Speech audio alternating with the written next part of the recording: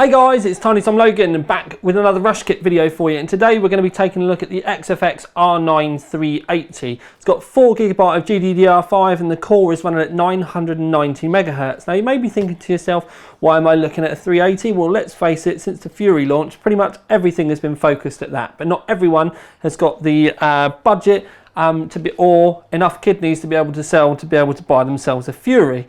And also, some people don't have the money to buy a really expensive monitor to even require the Fury.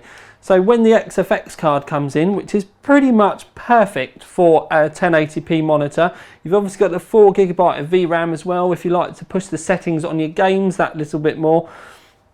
And it comes in at a really good price as well. We found this for $179.99 at Overclockers in the UK.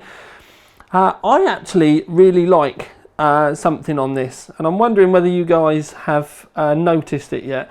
Bearing in mind, this is the front of the card, this is the side of the card that you would normally see, and it's at the PCI Express at the end, and I think we've needed this for quite a long time.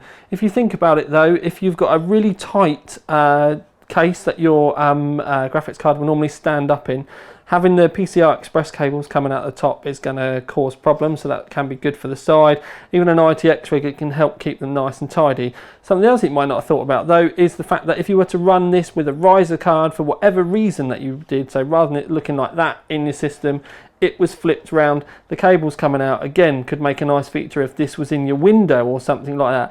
Again, there's loads of reasons why this can be a really good thing, and it's really going to be dependent on the system that you put it in yourself. Something else that I do like with this though is the rounded edges. Now it might not be for everyone, but I think it's just kind of optically pleasing. Some people may say that it's a bit disappointing that it's not got a backplate, but you do get a lot of card for your money when you think about all of the other features. I'll talk to you about the cooler performance in a sec, but you can see that it's got a nice aggressive heat pipe design on the side with those 4 heat pipes, and you can see the size of the cooler on the other side as well.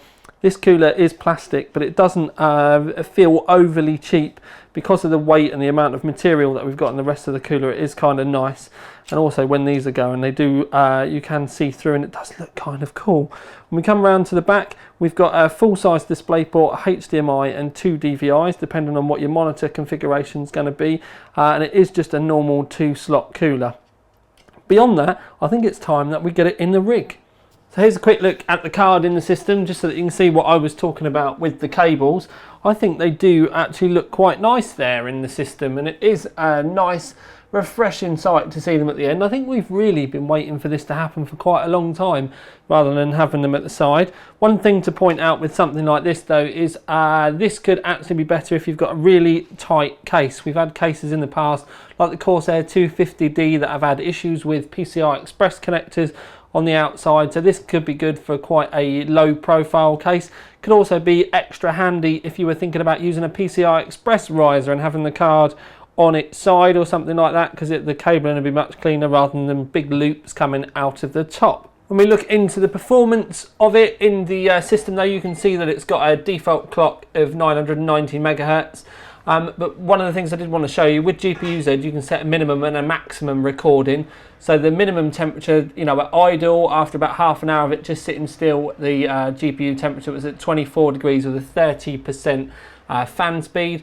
But once it was run in Unigine Valley with 8 times anti-aliasing at 2560 by 1440, which is the way we test all of our graphics cards, it went up to a maximum temperature of 61 degrees, which was, and it had gone up to a 52% fan speed. That meant that the fan speed went up from 1354 RPM to 2595 RPM and was actually very, very quiet. The other thing is, in our test system, it pulled 339.7 watts. We have observed a very, very basic graphics card in this system pulling about 215. So you can do the maths there to work it out. We obviously test the full wattage draw of our GPU system rather than just the graphics card, because there is no perfectly accurate way that we can do it. But if you take 215 off of the 339, then obviously you're going to get about 125 watts. But that just gives you an idea of the wattage that we are pulling with our 4960X system. That's everything with the XFX R9 380 today. Please make sure to check back for more videos and look at the other videos on the channel so you can keep up to date with everything that we're getting up to.